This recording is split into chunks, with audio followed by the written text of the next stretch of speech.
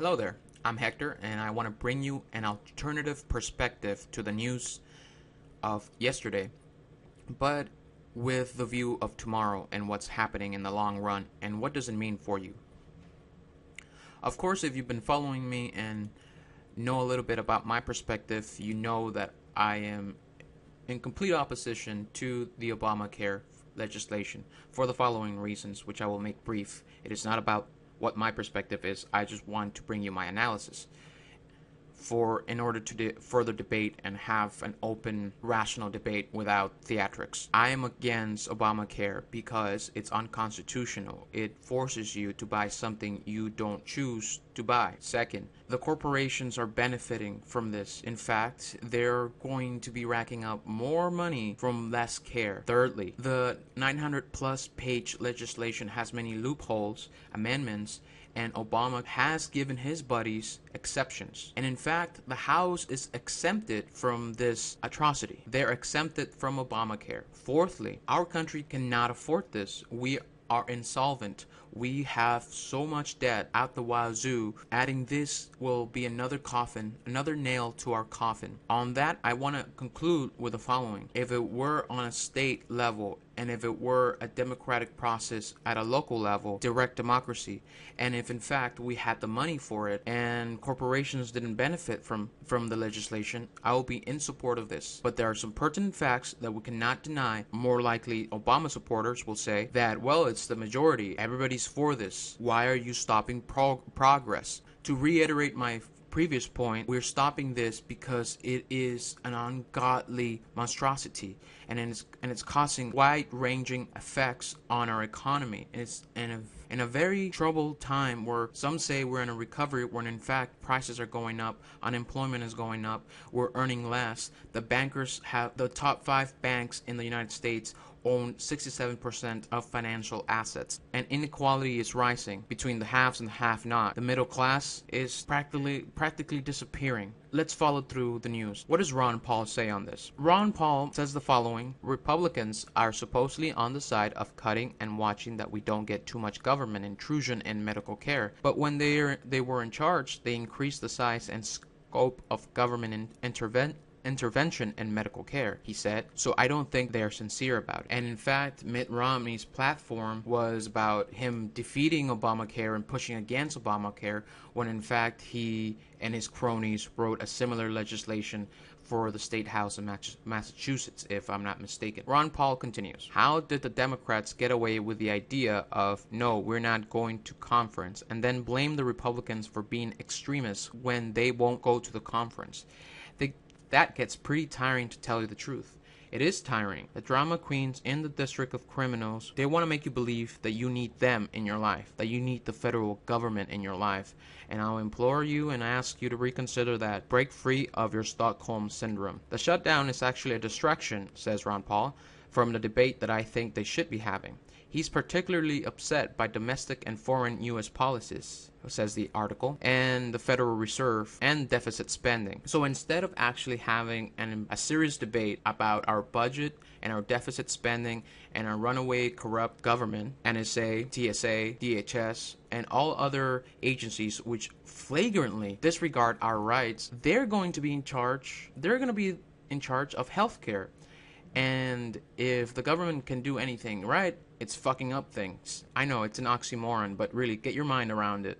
The only thing the government is good at is fucking up things. Because as George Washington said, government isn't reason. It's like fire.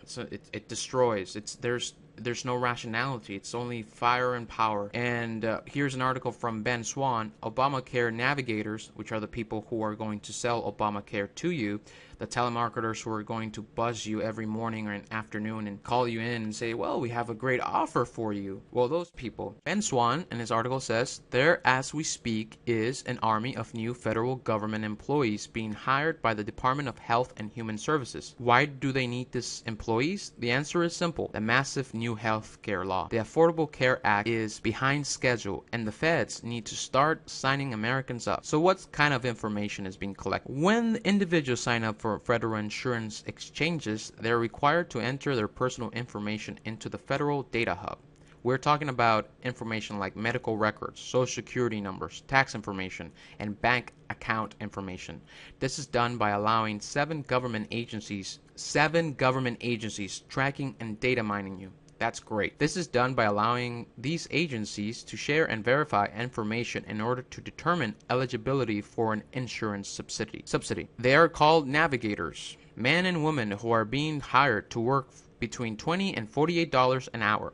Sounds like specialized work that will require highly trained individuals, but not so much. The requirement to become one of these navigators do not even include a high school diploma. A high school diploma.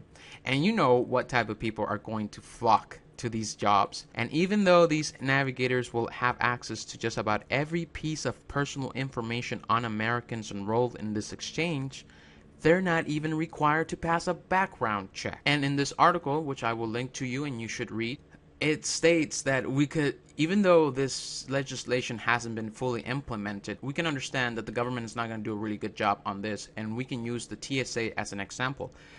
And Ben Swan quotes all the corruption statistics that really point out to that fact.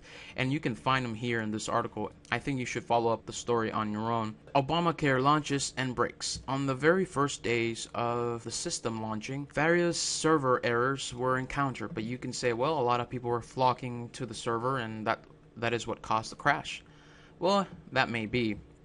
But if it is a big legislation like this and there was a lot of preparation, shouldn't they be expecting this? Why is there so much problems and mistakes and errors occurring on the very first day? And here it's another article from CBS New York. Health insurance markets open to search of new customers and problems. It follows a local story about how many people are struggling and are feeling discouraged from getting Obamacare because it's just too confusing. They don't know what they're getting into. Consider that just a couple of weeks ago, Apple rolled out a new mobile operating system, and within days they found a glitch. So they fixed it, Obama said. I don't remember anybody suggesting Apple should stop selling iPhones or iPads or threatening to shut down the company if they didn't. That is true, Obama, but we're not forced to buy Apple products. We're not forced to buy iPads. We're not forced to buy tablets. Big fucking difference. There is another story from WSB TV, and it's a local story. Healthcare law leaves Grady Hospital $45 million in the red. And this is from Atlanta. And the article goes on to say, in an ironic twist, not really ironic if you know what the legislation, it's not an irony. You can really clearly see it if you follow the story and if you follow the information and if you have a rational mind and can synthesize information. Anyways, in an ironic twist, Grady Memorial Hospital faces a $45 million funding loss directly related to a new healthcare law designed to benefit the hospital. And this healthcare was given to people who couldn't afford it. Oh, and the irony, the Affordable Health Care Act was supposed to make it more affordable. However, it's going to make it more difficult for people to get care because the local hospital is running out of money because of Obamacare. Oh, the irony.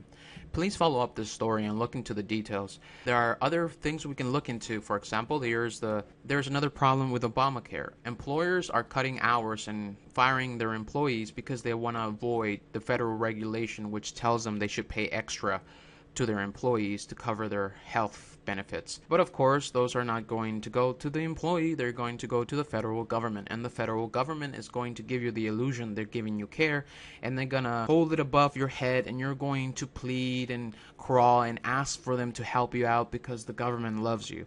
Think about it, please. All of these businesses right here are cutting back on hours.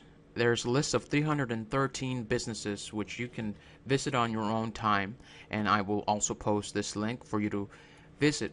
And then what does Obama say on Obamacare? Clearly, during the 2008 election, Obama vehemently said he won't raise taxes on the middle class and that he will keep the troops out of more wars and bring them back. And, you know, those are all lies. And Obama continually lies, and people continue to believe him because they have Stockholm Syndrome and they want the government to save them. We did raise taxes on some things. Obamacare medical device taxes, Obamacare high medical bill taxes, and there is a lot more taxes coming your way. Obamacare flexible spending account tax, Obamacare super saver super tax. So obviously there is more to this legislation than meets the eye, and the world is making it. There's more to this legislation than meets the eye, and the world, of course, is kind of sick of this debate and is ridiculing us and calling us a banana republic. The United States is no longer a prestigious nation. It's a backward banana republic, and it's bankrupt, and the political prostitutes are pimping and playing out their constituents. In conclusion, the Obamacare legislation, it's a big monstrosity. It's going to cost a lot. Obamacare is a disaster, and this fiasco is a distraction. Don't be manipulated. Think outside the box. Look for alternative perspectives. The mainstream media cannot be trusted, and the prostitutes, they need to be asked the hard, tough questions, and they need to be criticized openly and severely. They claim they are for us and they're our leaders, when in fact, they're only there for their own purpose. Alright, that's all for me today, and if you didn't find this to be insightful, informative, or if I missed out on anything or any important vital links in this story, let me know. Thanks for listening. I'm Hector, your friend, wishing you a very good day. See ya.